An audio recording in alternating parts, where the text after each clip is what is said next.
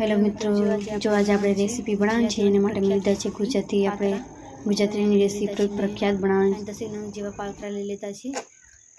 તો એને આપણે એનો જાડો ભાગ છે એ કાપી લેશું અને કાપીને આપણે એને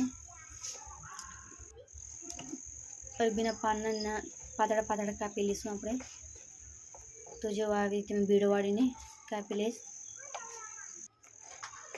તો ચપ્પા વડે આવી રીતે કાપીને આપણે એને પાતળા માટે તૈયાર કરી લઈશું।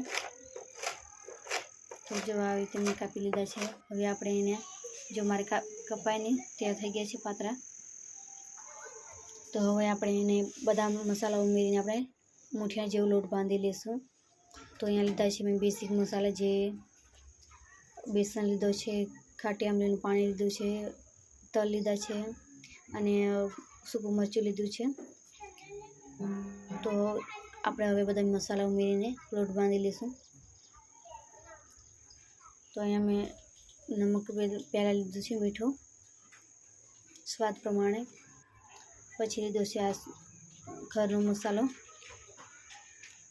સાદો મસાલો છે, ગરમ મસાલો નથી મેં ઉપયોગ કર્યો અહીંયા। પણ આ લીધું છે સૂકું મરચું અને હવે લઈશું તલ થોડીક।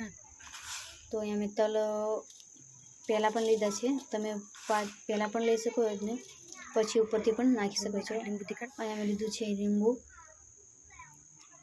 અને આંબલીનો રસ પણ લીધો છે।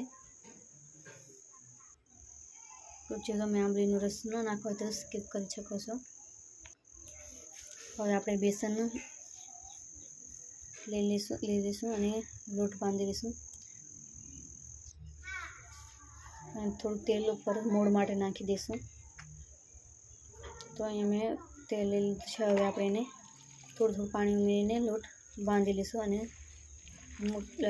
પાત્રા માટે તૈયાર કરી લઈશું।